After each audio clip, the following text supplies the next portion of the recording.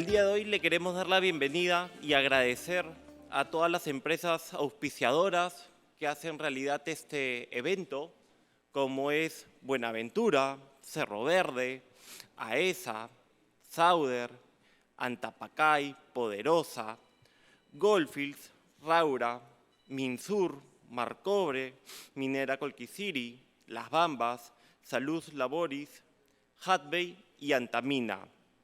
Asimismo, también queremos agradecer a nuestros media partners, quienes nos han ayudado a difundir este evento, que son Seguridad Minera, Proactivo, Ecomin, Minería, Energiminas, Horizonte Minero, Minería y Energía, Minerergía, Vía Minera, Minerandina, Rumbo Minero, Energía, Minería y Construcción. Y asimismo también agradecer a la comunidad Pacto por la Vida. Vamos a tener una exposición, pero después de ella vamos a poder hacer preguntas. En tal sentido, sí les pediría que estas preguntas las puedan hacer llegar por WhatsApp al número 914-677-098.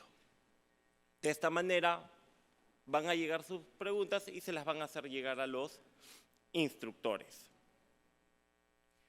Entonces, esta presentación va a estar a cargo de Luis Galiani Castro, Head of Business Manager de Draeger Perú, y quien lo va a acompañar va a ser también el ingeniero mecánico Iván Lobatón Matos.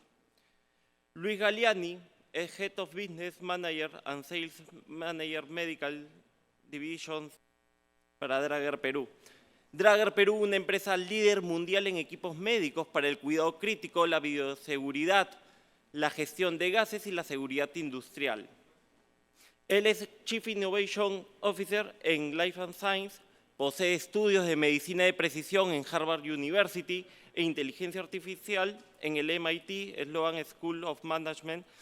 Tiene amplia experiencia en introducción de tecnología médica, análisis de riesgo en salud, medicina basada en evidencia, transferencia de tecnología, telemedicina, Big Data, análisis y R&D.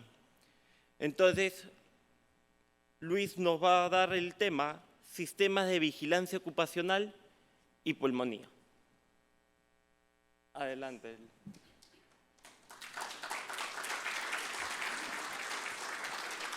Bueno, muchas gracias.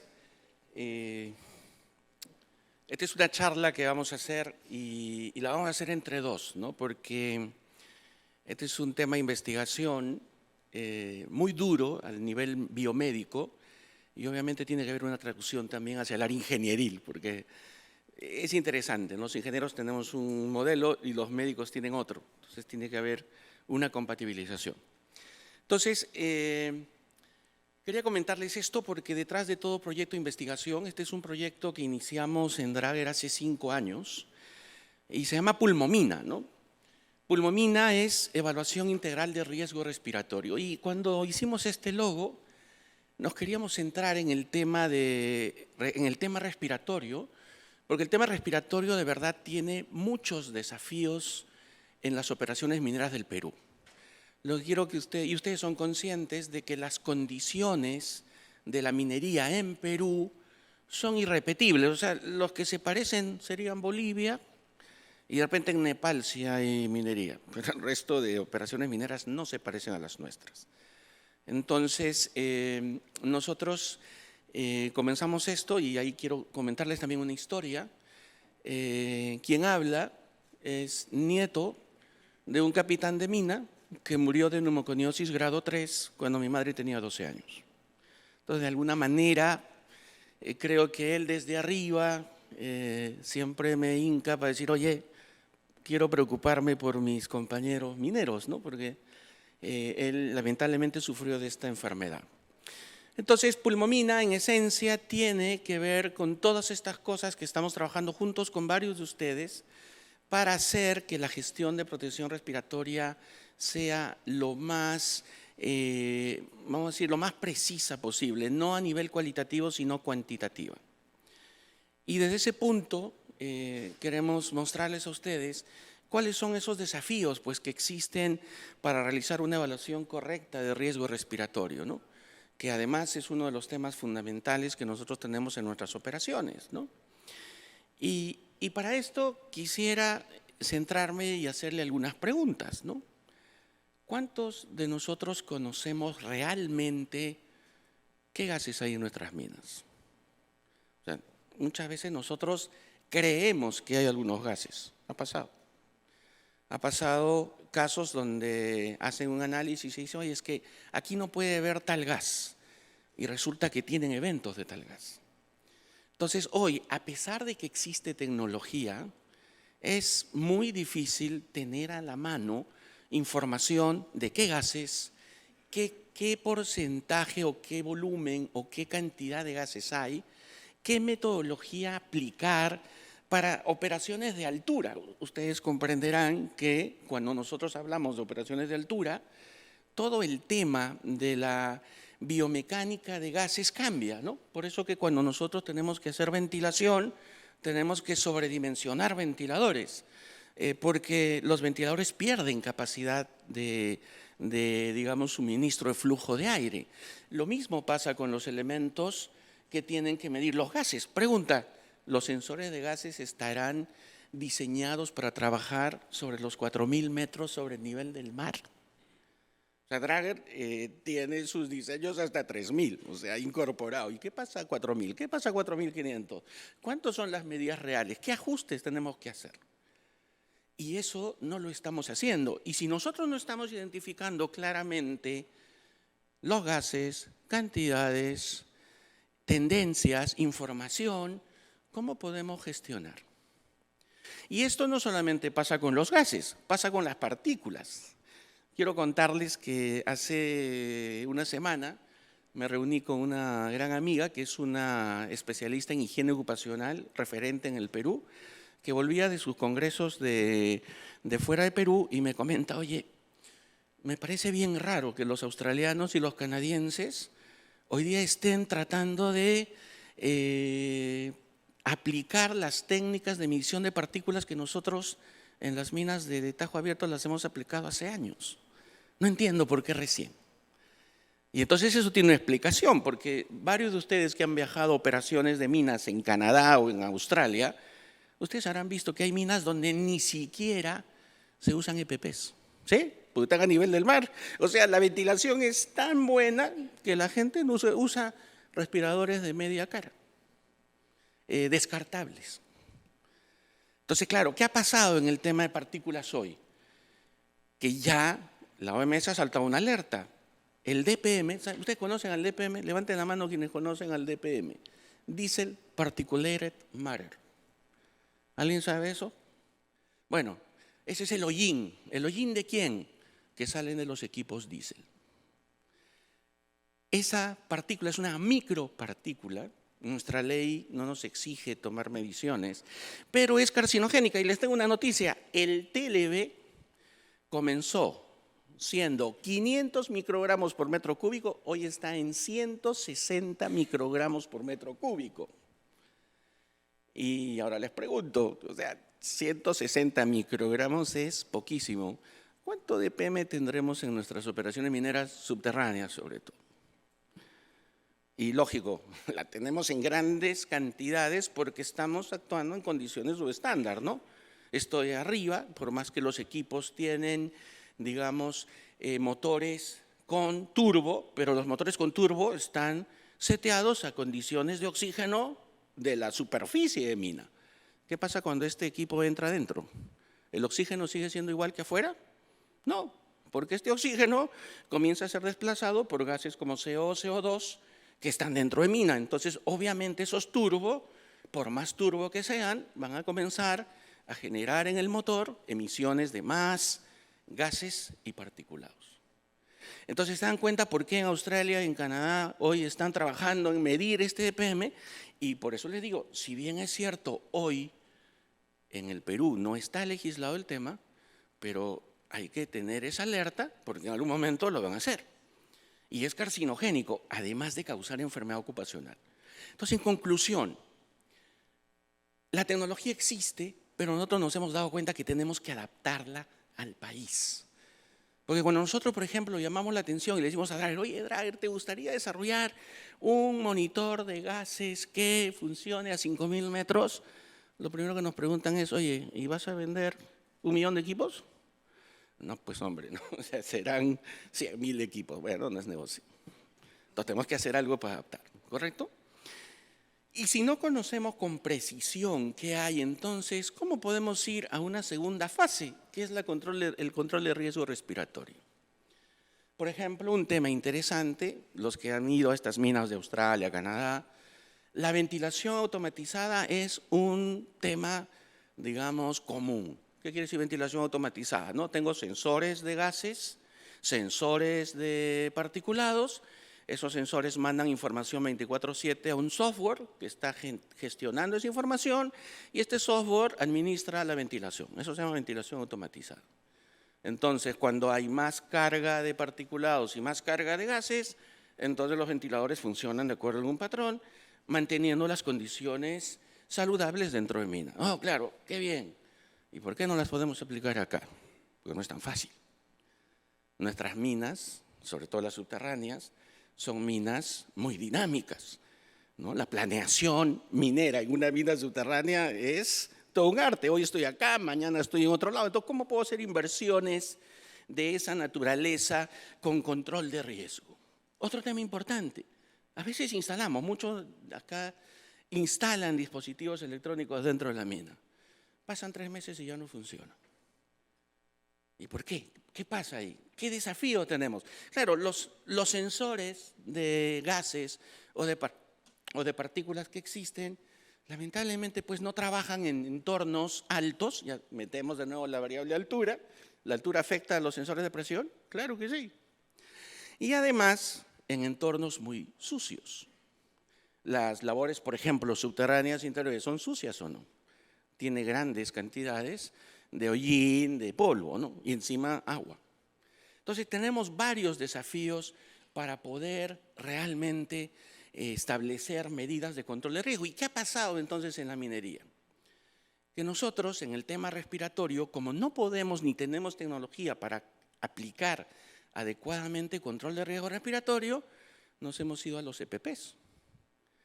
Y los EPPs, en vez de ser la última barrera de control, de contención, se han convertido ahora en la primera barrera de contención.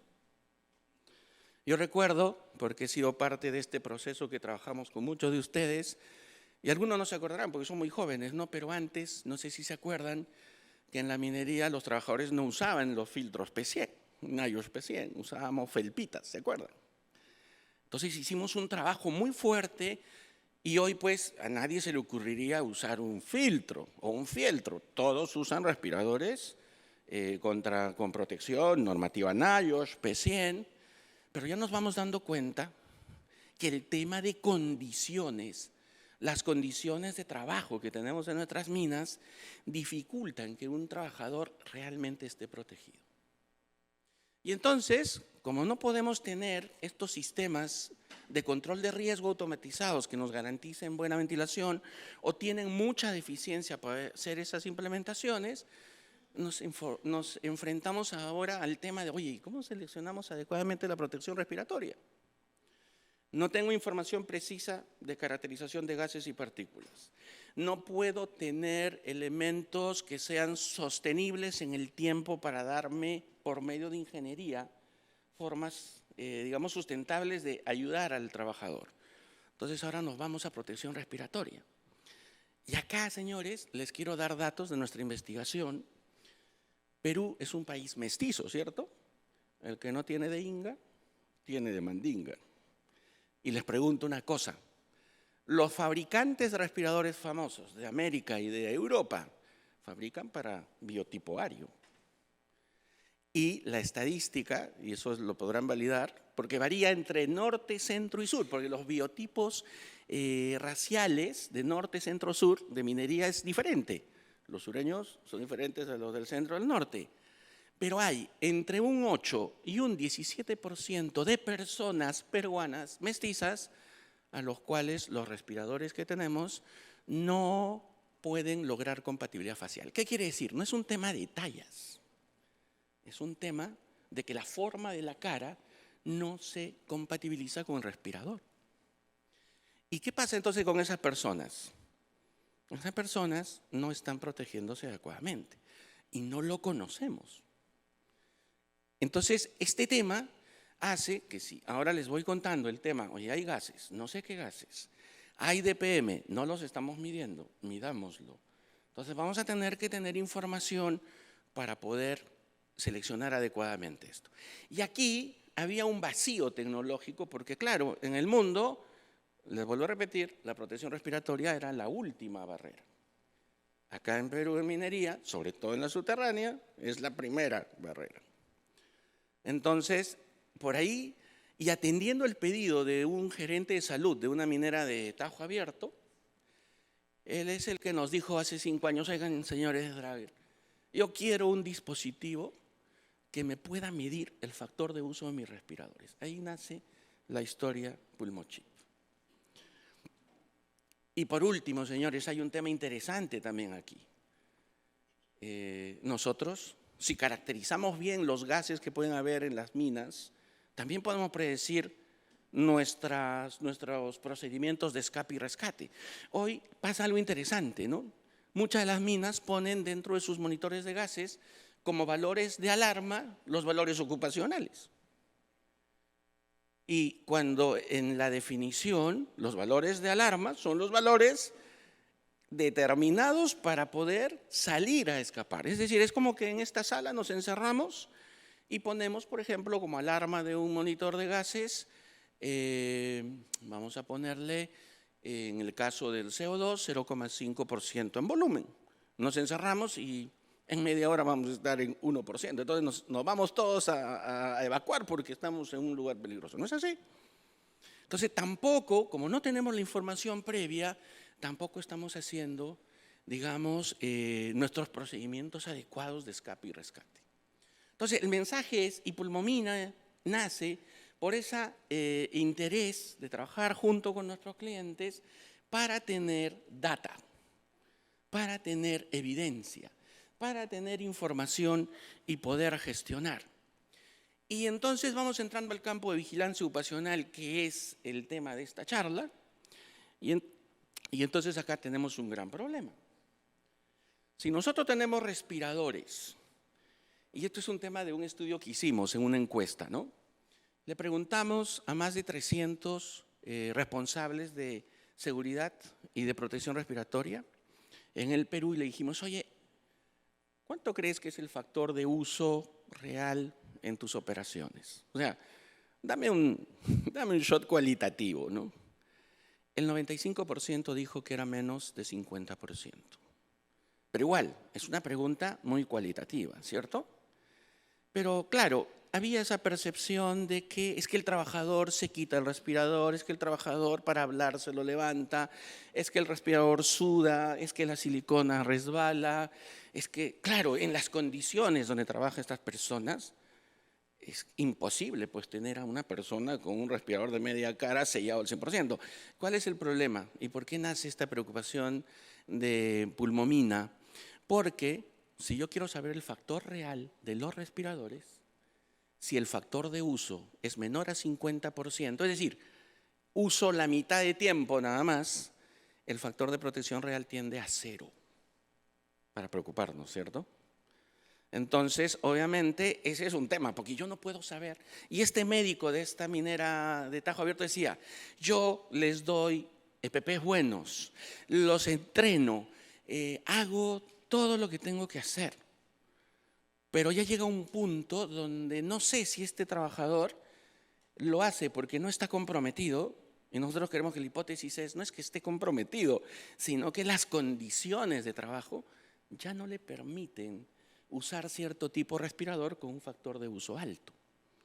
Entonces, ahí es donde nace esto. Y más allá de eso, en tema de vigilancia, para el tema de Perú, donde hay gran cantidad de hollín, donde hay gran cantidad de contaminación en otras minas, los sistemas que disponemos de ahora no nos brindan información fidedigna para saber quién está sano, quién tiene su capacidad pulmonar estándar o subnormal. Capacidad normal, capacidad subnormal. Porque además tenemos que entender que estamos trabajando en altura, ¿vale? Entonces, para esto, como esta tecnología en vigilancia ocupacional no existía hace 5 años, y claro, en Draeger, como hicieron en la presentación, existe un departamento médico, nosotros somos biomédicos, y uno de los puntos importantes de investigación de Draeger siempre ha sido el tema de ventilación respiratoria, ¿no? Tanto para el tema de UCIs como para el tema de salud ocupacional. Y entonces, ahí nace la historia Pulmomina y Pulmochip. Estos fueron 2 proyectos que se desarrollaron por las necesidades que nosotros descubríamos con nuestros clientes y lo hicimos con Innovate. Muchos de ustedes deben conocer a Innovate porque hacen proyectos con Innovate. Innovate es una iniciativa del gobierno a través de Produce para poder evaluar proyectos de alto impacto, tanto de adaptación de tecnología como de desarrollo de nueva tecnología en el Perú. Entonces presentamos 2 proyectos, Pulmochip y Pulmomina, que ya van a ver qué cosa es. Esto se hizo ya hace 4 años, acabamos de acabar los 2 proyectos y lo hicimos en cooperación con los investigadores de la Universidad de Lima, que son muy dinámicos en este tema de Innovate. Entonces, Pulmochip, ¿cómo nace Pulmochip? Por una necesidad en el Perú de determinar el factor de protección real de los respiradores. Factor de protección real, es decir, mi trabajador que está usando el respirador X, ¿qué factor de protección real está teniendo? Entonces, claro, acá hay temas interesantes, ¿no? Yo primero tengo que seleccionar el respirador adecuado y ahí viene un problema. ¿Y el tallado? ¿Hacemos tallado con todos nuestros trabajadores? Algunas empresas sí la hacen, pero sigue siendo cualitativo, ¿no? O sea, con la medición de reglita, eso, ahí hay un vacío, por ejemplo. El tallado debería ser hecho por un software para que nos dé con cierto nivel de probabilidad cuál es el respirador que tiene la talla. No cuál es la talla, sino qué respirador del mercado te hace o tiene compatibilidad facial con tu rostro. Y además hay medios que te ayudan a medir esa compatibilidad cara respirador, como el PortaCount. Pregunto, ¿todos sus trabajadores pasan por PortaCount? Imposible, no se puede. Porque además, esta es una prueba teórica. O sea, claro, ahorita pasamos PortaCount, ¿cierto? Pero esta la condición de la sala donde se hace la prueba de PortaCount no es la condición de trabajo del trabajador. Entonces, lógico, ¿no? Si yo, además, no sé cuánto es el factor de uso, entonces tampoco sé cuánto es el factor de protección real. Entonces, Pulmochip lo que hace es justamente, fue un dispositivo, ¿qué es Pulmochip? Es un dispositivo que solucionaba estas cosas. ¿Qué cosa? ¿Será el respirador adecuado para la tarea, sí o no? 2, ¿cómo evalúo si el trabajador está con el respirador mal colocado en el momento de la operación? ¿Realmente lo está usando incorrectamente? O sea, ¿cómo me doy cuenta en campo? No cuando lo entreno, porque no puedo inspeccionarlo. Y por último, tengo que entender que hay condiciones ambientales adversas y que esta persona también tiene biotipos faciales diferentes. Entonces, eso llevó a desarrollar un sistema, este es un software, que te permite medir el factor de uso.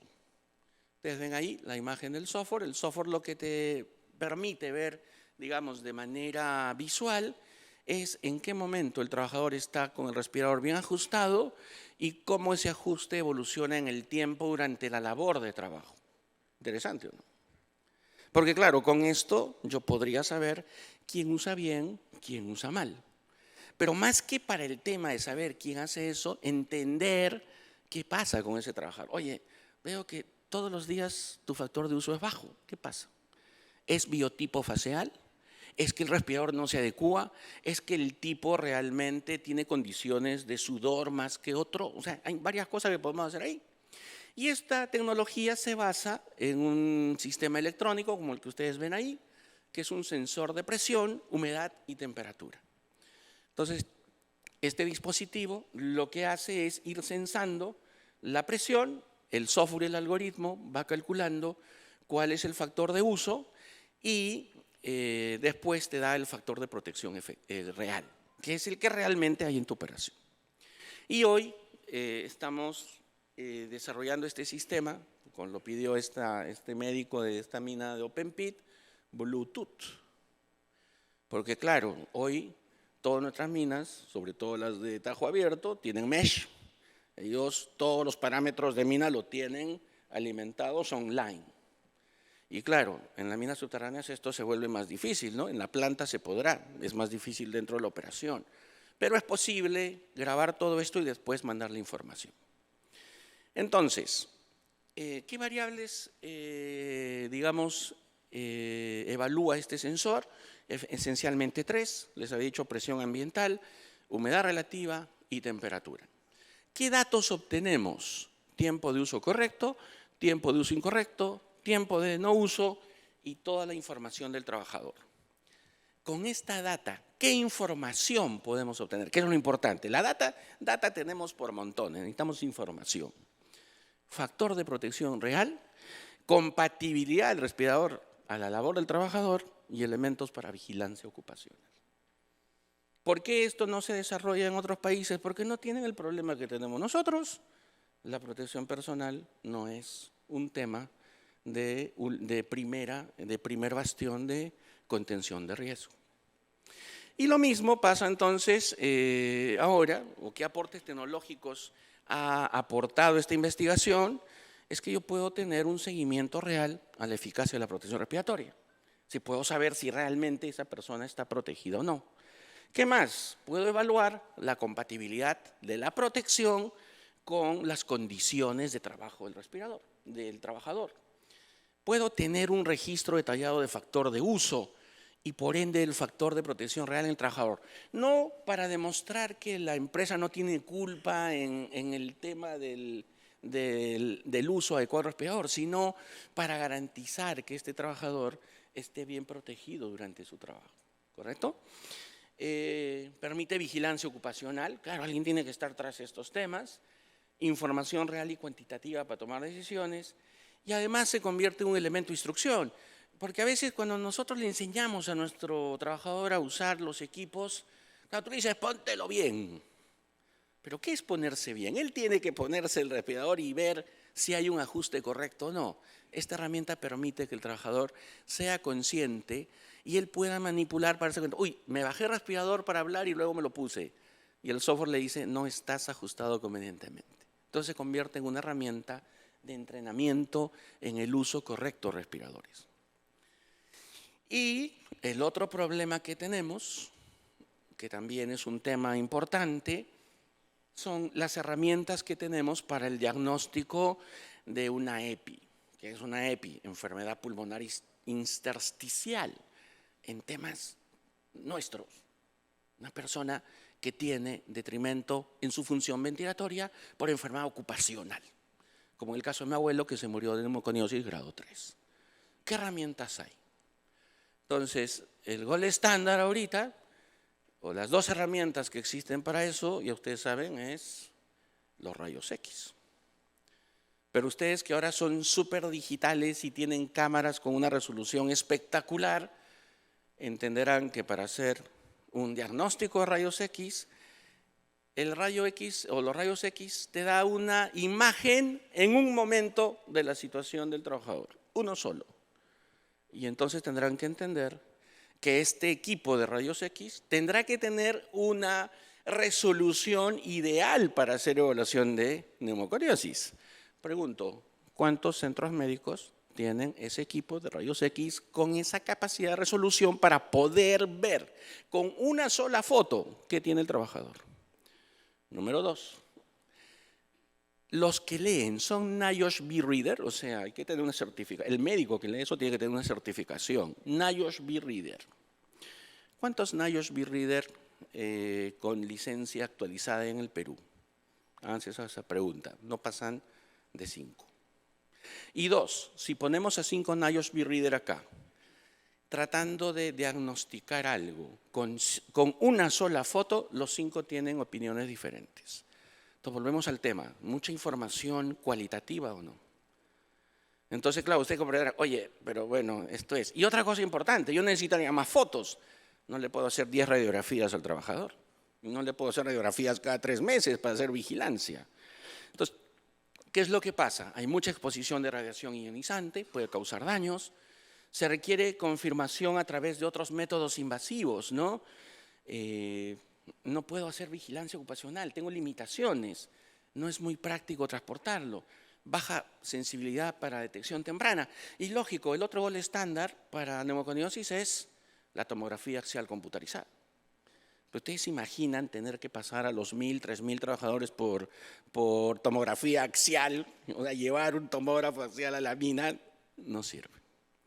Entonces, nosotros para eso tomamos el tema de tomografía, pero no usamos tomografía axial computarizada, sino tomografía de impedancia eléctrica. Para todos que son ingenieros y han estudiado el tema, es una bandita que tiene unos sensores que emiten campo eléctrico.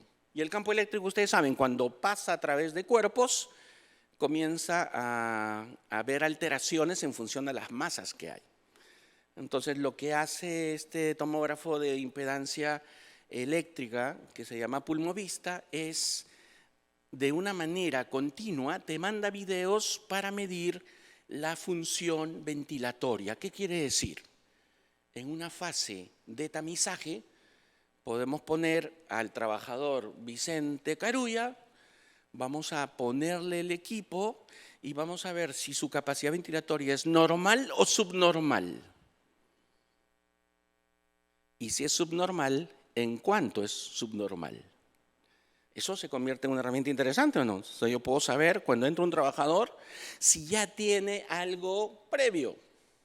Y si este trabajador tuviera, o sea, una capacidad ventilatoria subnormal, podemos pasar a una segunda fase donde podemos decir, oye, esa deficiencia en la capacidad ventilatoria que la hace subnormal, ¿es obstrucción o es restricción? O sea, ¿qué quiere decir? El tipo tiene un proceso inflamatorio que ha generado moco y con una terapia ventilatoria yo activo esos alvéolos y recupera su capacidad ventilatoria. Ah, no, era una obstrucción.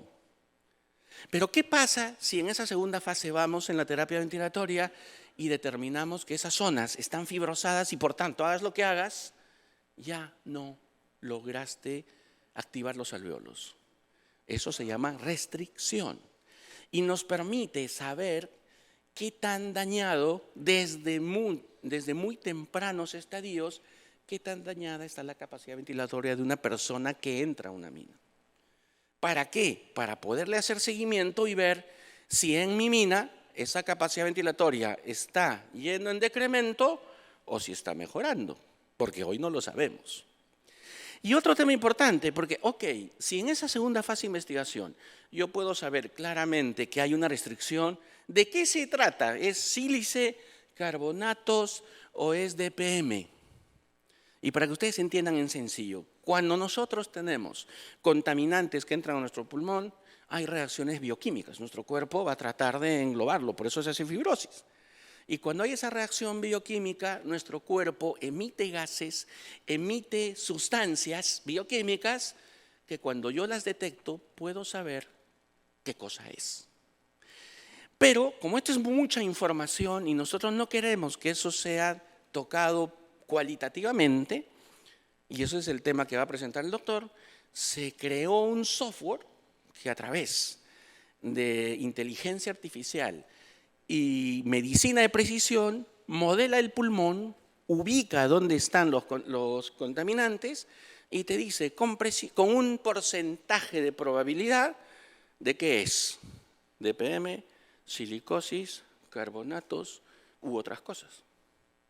Eso es pulmomina, señores, y quiero invitar entonces ahora al doctor Galiani para que nos ayude a navegar por estos temas técnicos profundos de la biomedicina para entender este famoso equipo pulmomina. Muchas gracias. Adelante, doctor Galiani.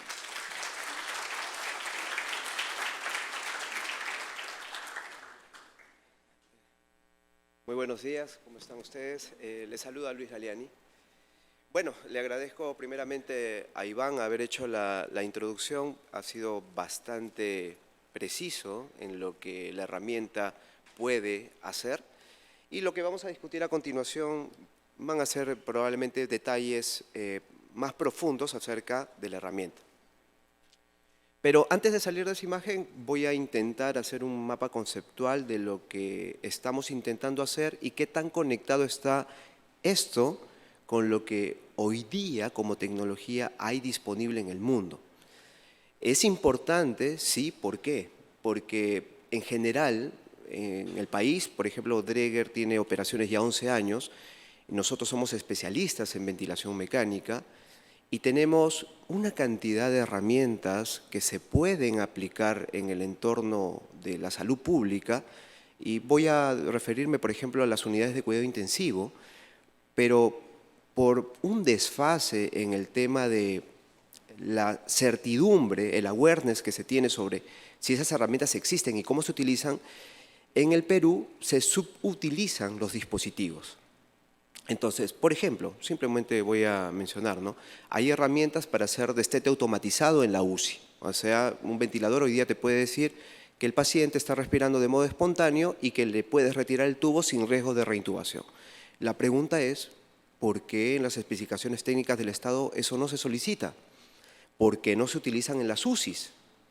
Por ejemplo, otro dispositivo. Hay dispositivos que termorregulan a los neonatos para evitar que hagan vasoconstricción pulmonar por un proceso de hipotermia. La cuestión es que hay dispositivos con software que te permiten determinar cuál es la temperatura exacta que necesitas tener en el aire de ese entorno y la temperatura exacta en la piel, las correlacionas y te dicen este niño va a salir de la incubadora en tal momento, debido a su edad gestacional, debido a las patologías con las que nació, etc. La pregunta es, ¿por qué no se utiliza? Entonces, hay un sesgo de conocimiento, un gap de conocimiento que no estamos cubriendo, digamos, con nuestras instituciones o las instituciones que deben regentar esto. Y para terminar con el ejemplo, creo que lo más ilustrativo que hemos pasado en los últimos años ha sido la pandemia del COVID, ¿no? Hace una semana más o menos he terminado, estuve participando en un congreso de COVID persistente y sacaron varias conclusiones acerca de cómo se debió manejar al paciente infectado por COVID. Y las conclusiones que se sacan estaban en la literatura hace muchos años. Desde los años 70 aproximadamente ya se sabía cómo se procedía con los coronavirus, por ejemplo, y cómo se debería tratar a un paciente específicamente cuando era invadido por uno de estos patógenos. Sin embargo, en el Perú no hicimos nada de eso, trabajamos de modo reactivo, compramos ventiladores, contratamos personal que no había sido formado como intensivista, etcétera, etcétera. Entonces en el Perú se llamó esto sindemia, ¿no? No era solamente la pandemia, sino la falta de conocimiento y infraestructura que hicieron de que el Perú estuviera en la posición que se encuentra con la tasa de mortalidad que hemos podido ver. Bueno, entonces, haciendo un marco de referencia con esto, lo que ustedes están viendo aquí son equipos que son sistemas de adquisición de modo simultáneo, que generan una data, pero que se asocia simultáneamente gracias a un algoritmo de inteligencia artificial.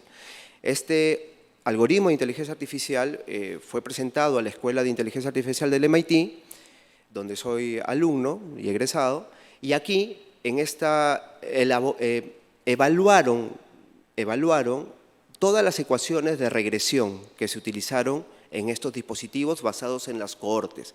Es decir, estos sistemas de adquisición no solamente adquieren los datos de un paciente, sino que los comparan contra cohortes. Por ejemplo, vamos a poner el ejemplo de alguien del auditorio que tiene, por ejemplo, 25 años, que tiene 1,70 m, que vive a nivel del mar. Él tiene una cantidad de variables asociadas a su biología que están cargadas en este sistema. Si yo cargo a una persona que le voy a hacer un análisis, la tengo que asociar a esa cohorte. Al asociarlo a esa cohorte, los parámetros, por ejemplo, de capacidad aeróbica, de CO2 al final de la expiración, de flujo, de volumen tidal expirado, de volumen tidal inspirado, de compliance, de resistencia, todas esas cosas tienen unos límites superiores y unos límites inferiores en los que se mueve la cohorte. Por lo tanto, solamente con uno de esos sistemas de adquisición el algoritmo te podría decir si el pulmón es subóptimo, no se está comportando dentro de lo normal. Pero no solo eso, porque tiene otro sistema de adquisición que es un tomógrafo de impedancia eléctrica, que lo que hace es medir la capacidad de formación del pulmón ante un estímulo. Ese estímulo puede ser la respiración espontánea o ese estímulo puede ser una presión positiva aplicada por un ventilador mecánico. Entonces, en simultáneo mide los cambios de deformación del pulmón junto con los cambios en el metabolismo del paciente. Entonces uno puede asociar cambios de flujo en el pulmón en general y asociarlos a una región específica del pulmón y determinar que cierta parte del pulmón es la afectada. Es más, el tomógrafo de impedancia eléctrica lo que hace a continuación es dividirte el pulmón en 4 regiones de interés y te dice cuál es la región de interés afectada. Por ejemplo, si está en la zona ventral o está en la zona dorsal. Es más, la imagen que genera es igual a la de un tomógrafo de axial computarizado y la herramienta ha sido validada contra la tomografía axial computarizada y el R2 es de 96%. Quiere decir que la correlación ideal debería ser 1, esta correlación es 0.96. Entonces, en el estudio que hicimos en la Universidad de Lima, lo que hicimos fue trabajar con pacientes que habían sido diagnosticados con neumoconiosis por óxido de silicio. Entonces, lo que se validó es que el equipo puede detectar tempranamente la patología, dado que los rayos X y la espirometría no documentaban de que el paciente estaba, digamos, con un problema, lo que implica que cuando se pudiera diagnosticar, probablemente la enfermedad estaba completamente instalada y lo que se podría hacer con el paciente era cada vez menos. Aquí, con esta tecnología, lo que hemos podido poner en evidencia es que podemos detectar de modo temprano y de modo cuantitativo cuán afectado está una región determinada del pulmón, pero no solamente por la deformación, por sus valores metabólicos y también por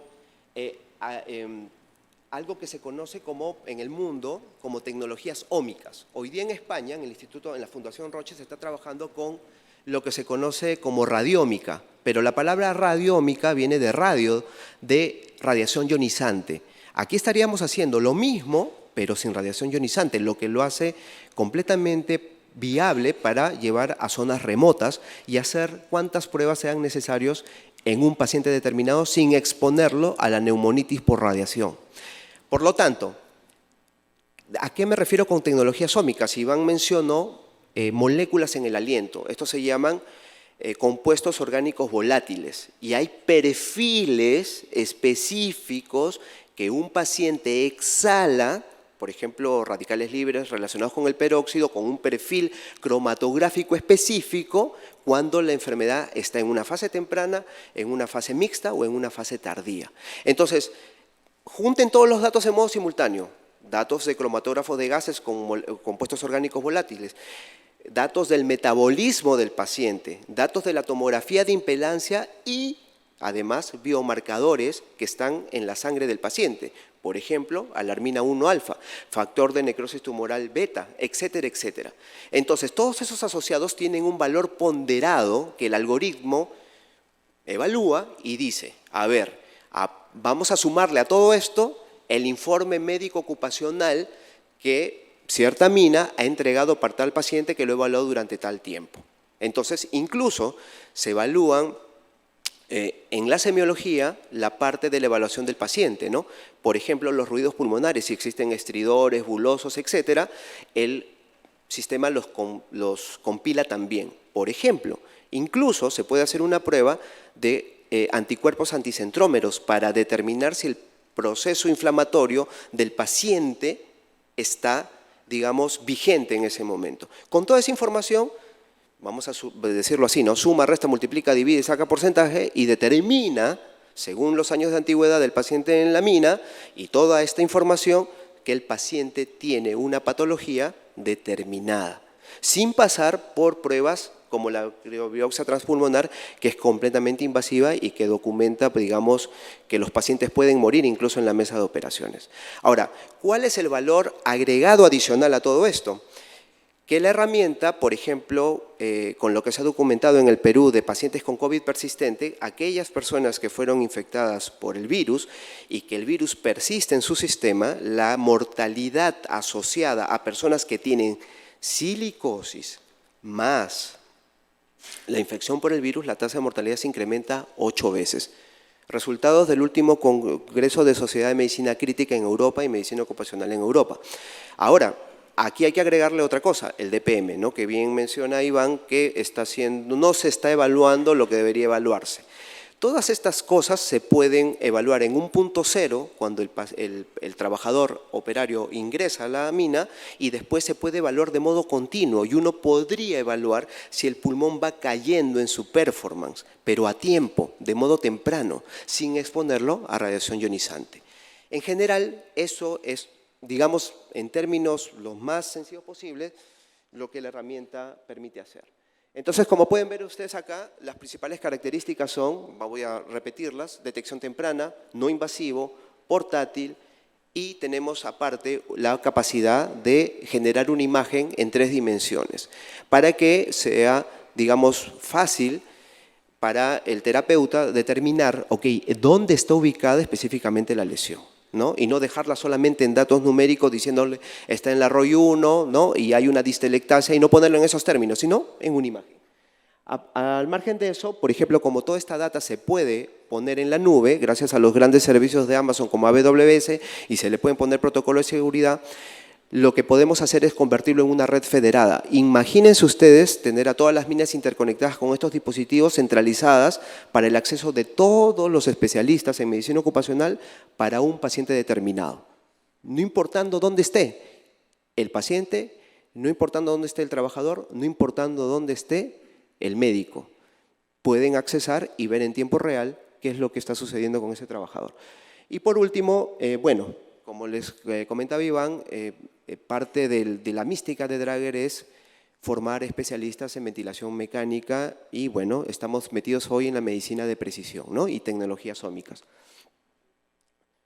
Finalmente, como pueden ver acá, los aportes tecnológicos es de que puede ser de gran ayuda en una etapa inicial de la enfermedad, no invasivo, sin efectos colaterales, fácil de realizar, excelente para vigilancia ocupacional, registra de forma precisa el estado del pulmón de una persona nueva, ¿no? Y le podemos hacer las pruebas de modo continuo y eliminamos la evaluación subjetiva que impide el diagnóstico temprano y preciso. Vamos a pasar rápidamente, simplemente para que vean el mapa conceptual en el que está inmerso Draeger hoy día. La primera parte que hemos conversado, todo lo que hemos conversado está en esa parte, miren, donde dice EIT cuantitativo, cualitativo, todo lo que hemos conversado. Pero miren todo el potencial de lo que le podemos ofrecer a la gestión de la salud pública en los entornos mineros. Britómica, análisis de compuestos orgánicos volátiles con un cromatógrafo de gases. Análisis de marcadores moleculares, eso es proteómica. Análisis de cohortes, análisis de exoma. Y aquí me detengo un ratito.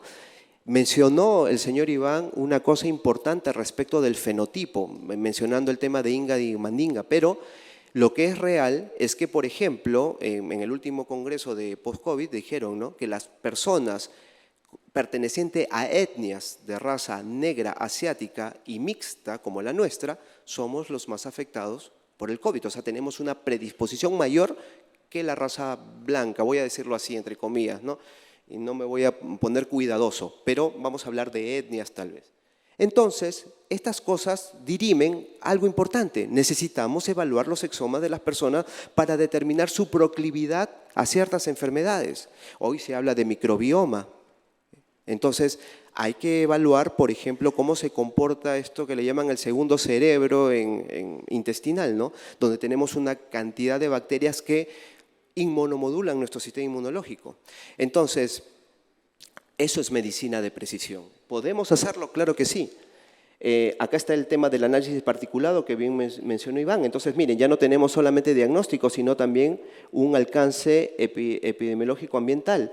Les hablé de la red federada, entonces tenemos la capacidad de hacer telemedicina, gracias a los protocolos HL7 y a estos ISOs que velan por la ciberseguridad de los datos y obviamente abre la puerta al tema de la rehabilitación pulmonar. Si rescatamos a este paciente porque lo evaluamos tempranamente y detectamos que está afectado, podemos recurrir directamente a los procesos de rehabilitación pulmonar, que mucha literatura dice, bueno, esto es lo único que hay. No, señores, hay más cosas, pero no está a disposición. Probablemente nuestra sociedad no es curiosa en ir a buscar estos estudios que terminan probablemente metidos en una biblioteca. Entonces, ahí está la vigilancia y ahí está la medicina basada en evidencia. Fíjense ustedes que dice guidelines de la Sociedad de Medicina Crítica Europea y la Sociedad Europea Respiratoria. Y aquí, terminando, está el tema de Roche, Beringer y Galápagos, que son las empresas que investigan estas drogas antifibróticas, ¿no? Que son los que están involucrados en el tema del hiperferidón, el piferinex, etcétera, etcétera. Algunas de ellas aprobadas por la FDA, otras en proceso de. Ahora imagínense ustedes la capacidad que tiene este equipo sin emitir radiación ionizante, le administran una droga a una corte y evalúan su efectividad en tiempo real. O sea, paso a paso. Esto va a ser valioso, digamos, para las grandes farmacéuticas, porque hoy día, ¿cómo estarían evaluando la efectividad de la droga? Con el tema del compliance respecto a la radiación ionizante, cada vez que puedan hacerlo, con un consentimiento informado. Aquí es igual, pero no estamos afectando al paciente. No hay invasividad, no le estamos generando dolor, no hay un efecto colateral. Es simplemente la expresión de su genotipo y de su fenotipo siendo almacenado en sistemas de adquisición no invasivos. Finalmente, aquí pueden ver parte del estudio que hicimos con la Universidad de Lima. Fíjense ustedes la correspondencia entre la tomografía de impedancia eléctrica y la tomografía axial computarizada. Ustedes pueden ver ahí, por ejemplo, las distelectasias, ¿no?, presentes y evaluar, por ejemplo, miren cómo está agrandado el mediastino y cómo se ve en una tomografía de impedancia eléctrica. Pero no los vamos a hacer dependientes del análisis de la imagen, porque ya vimos que analizar imágenes es subjetivo. Datos cualitativos de sistemas de adquisición que miden metabolismo, que miden biomarcadores, que miden expresión de perfiles de britómica, ¿no?, de compuestos orgánicos volátiles en el aliento. Ok, esto era un modelo de los primeros reportes que terminó desencadenado en parte del software, digamos, de Pulmomina, donde, como pueden ver arriba, dice localización de la enfermedad pulmonar intersticial y los porcentajes asociados que la inteligencia artificial determina. Mientras más variables le carguemos, más certero es en decirte cuál es la patología probable. Y al margen de eso, te genera una imagen 3D en donde te dice dónde está ubicada la lesión, el tejido fibrótico. Así que si eventualmente, por ejemplo, el paciente pasara por un proceso de rehabilitación pulmonar y aplicación de drogas antifibróticas, eventualmente se vería que esa lesión se reduce y el algoritmo diría que hay una mejor performance pulmonar en esa zona, que hay alvéolos que se han podido recuperar y probablemente otros alvéolos que no. Bueno, finalmente es la contribución que queremos hacer desde nuestra compañía hacia, digamos, la problemática que enfrenta el país, ¿no? Alguna vez leí el Plan Nacional de Erradicación de la Silicosis al 2030, revisé el de México y, bueno, me sorprendí que básicamente lo que dirime ahí todo son los rayos X, con sus problemas, ¿no? Así que creo que tenemos una herramienta que en conjunto todos podemos desarrollar y que, dada la naturaleza de nuestras propias actividades productivas, somos el nicho donde esto mejor se le puede sacar provecho. Muy agradecido por la atención. Buenos días.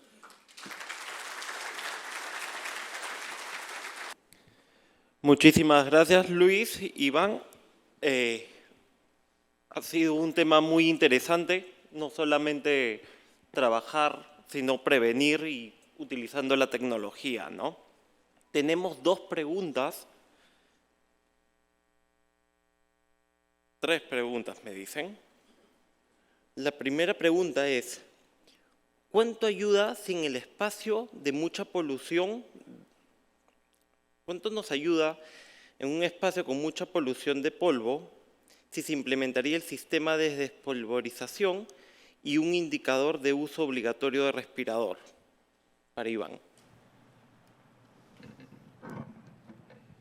Ok.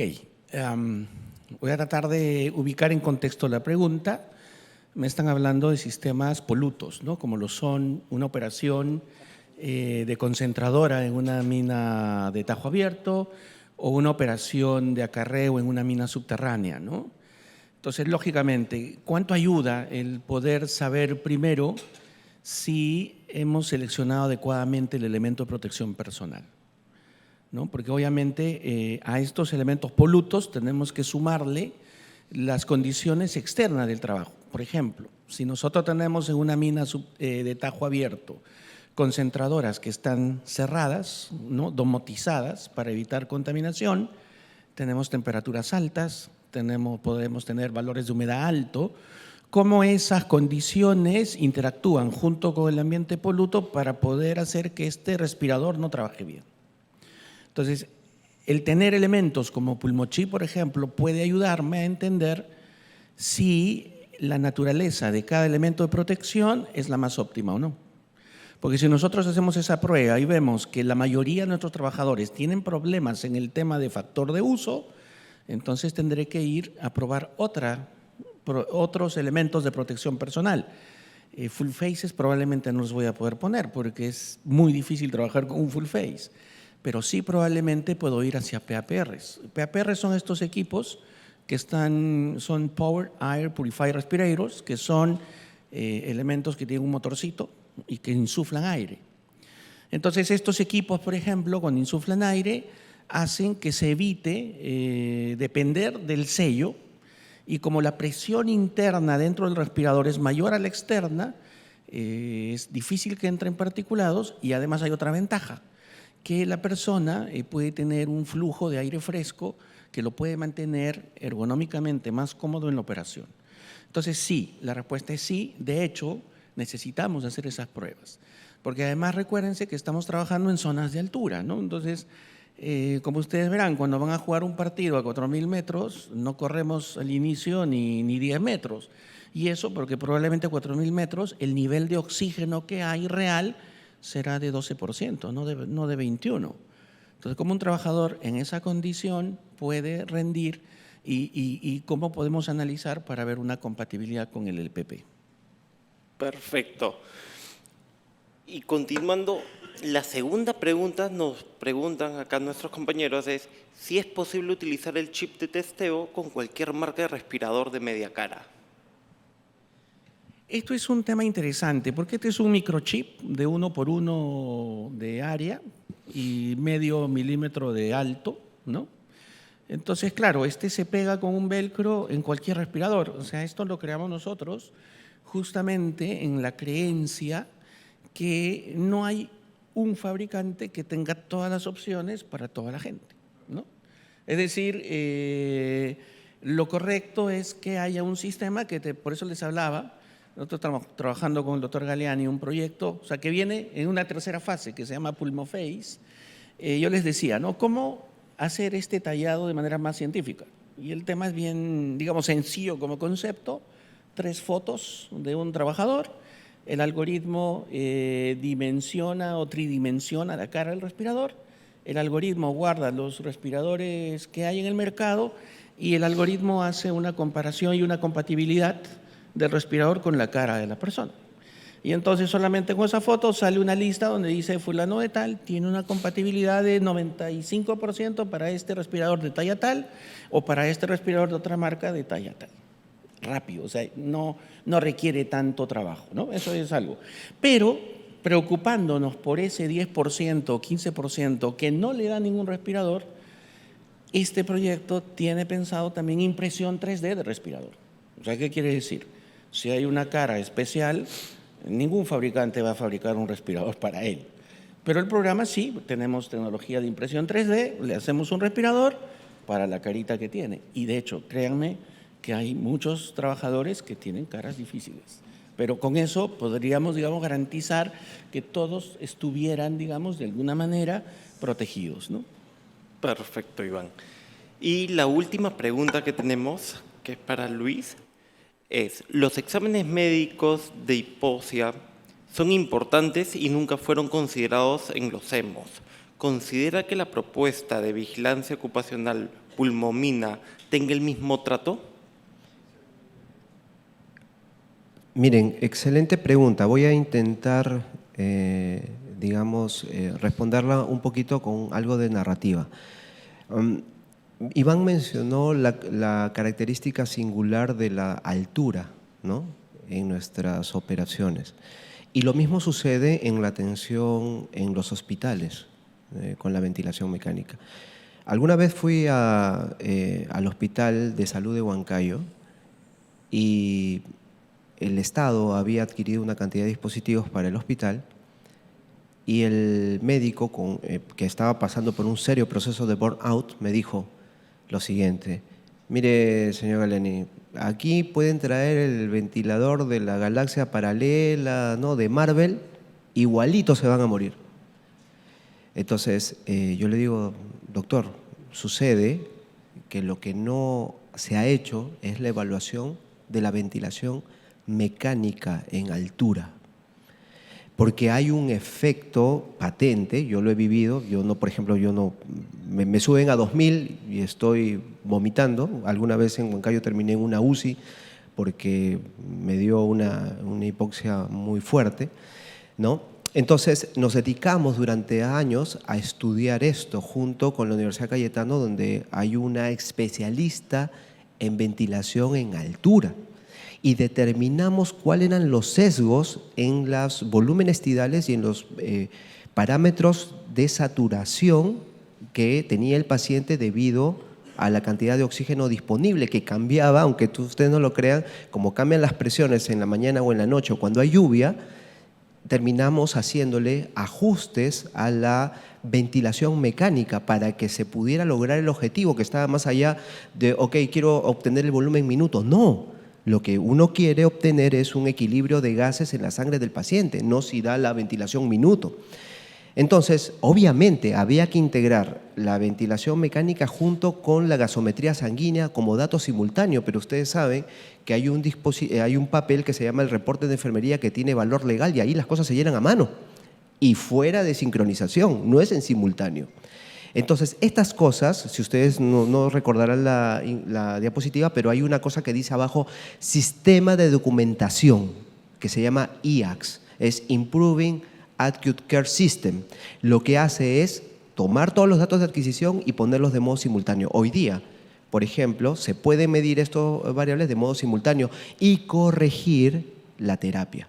En el caso que nos ocupa, que es básicamente monitoreo ocupacional, acá no tenemos un paciente crítico, pero hacemos el mismo approach, o sea, nos acercamos de la misma manera porque esa cosa ya la hemos hecho, la hemos puesto en simultáneo. Así que la propuesta de vigilancia ocupacional Pulmomina tiene el mismo trato, claro que sí, sí, se consideran los valores de la saturación porque tenemos equipos de adquisición que la reportan de modo simultáneo con otras variables hemodinámicas, como ya les comenté, metabólicas, perfil ómico, ¿no?, britómico, etcétera, etcétera. Bueno, esa es la respuesta. Gracias. Muchísimas gracias, Iván, Luis. Asimismo, los invito a que puedan pasar a nuestro break, y que ha sido gracias a las empresas auspiciadoras y nuestros media partners. Y los invito a regresar a la sala a las 10:30 para continuar con el espacio de mejores prácticas de seguridad y salud ocupacional. Muchísimas gracias.